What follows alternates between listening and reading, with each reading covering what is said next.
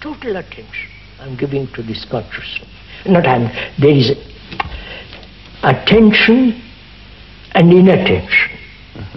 Inattention is wastage of energy. Attention is energy.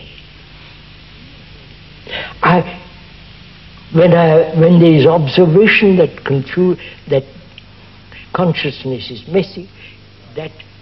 This is one of a series of dialogues between J. Krishnamurti, David Bohm, Rupert Sheldrake, and John Hidley. The purpose of these discussions is to explore essential questions about the mind.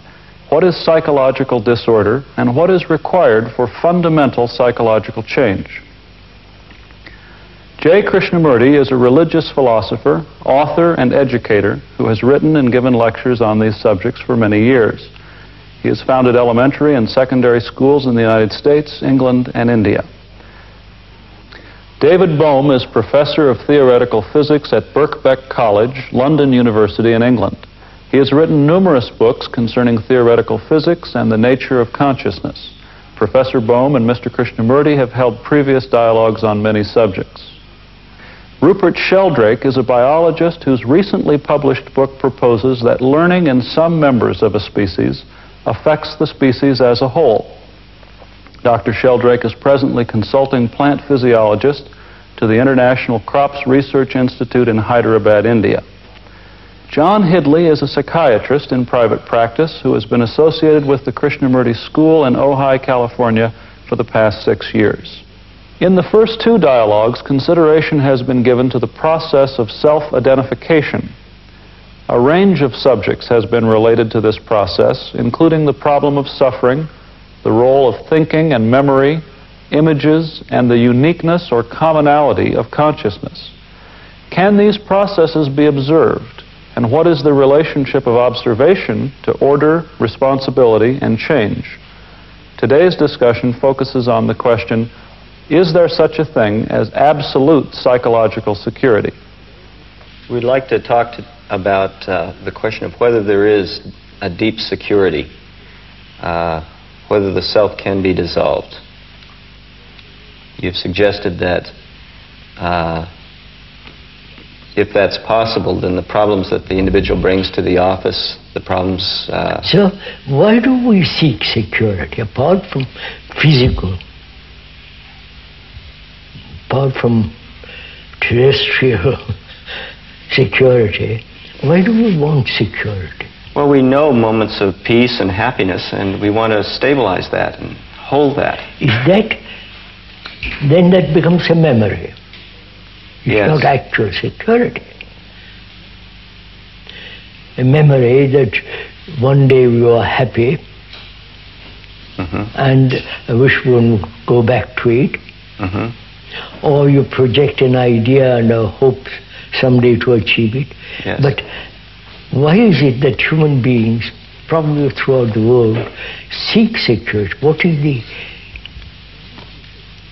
raison d'etre? I mean, what is the demand for security? What makes people ask for security, psychologically? Well, they're occupied, they're filled with their problems. There's the feeling that if I can solve the problem, if I can find out what the right answer is, if the... That's not security, surely. There is great uncertainty, great sense of emptiness in oneself, loneliness. Really, loneliness is, let's take that for example. Okay.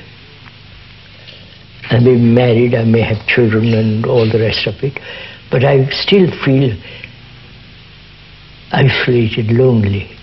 And it's frightening, depressing, and I realize it is isolating. It is, after all, loneliness, the essence of isolation, in which I have no relationship with anybody. Is that one of the reasons why human beings seek this desire for security? Yes, to fill that up. Or much deeper than that? to be secure in my fulfillment, to be secure in my, to be free of fear, free of my agony. I want to be free of all that so that I can be completely secure in peace and happiness. Is that what we want? Yes. Is that the reason why we seek? And we want that to be stable over time. Stable and permanent, if there is anything permanent.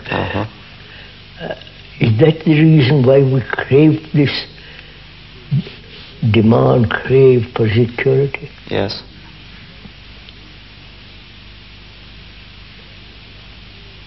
That means to be free from fear, and then I'm totally secure. And it feels like I have to be that way in order to function adequately. Function adequately comes later. What do you mean? If I'm secure, I'll function. Yeah.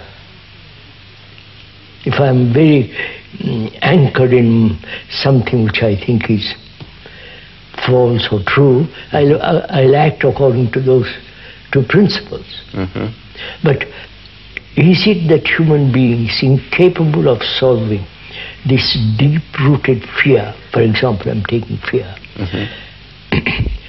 and they have not been able to solve it?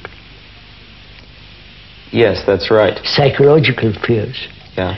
And to be free from that is to be so marvelously secure.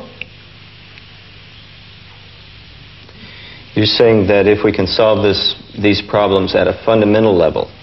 Otherwise, what's the point? How can I be totally secure? Yeah. So, is it the physical security of bread, of shelter, food and clothes spill over to the psychological field?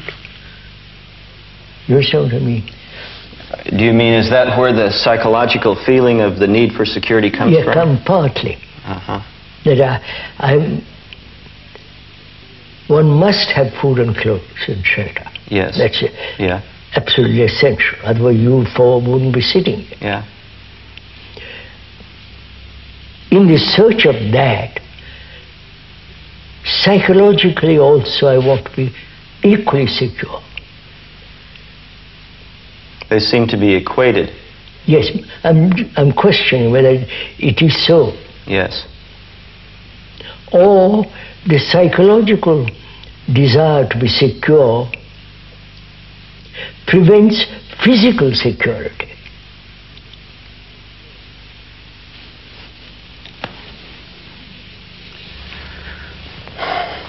It seems like the psychological desire to be secure arises out of the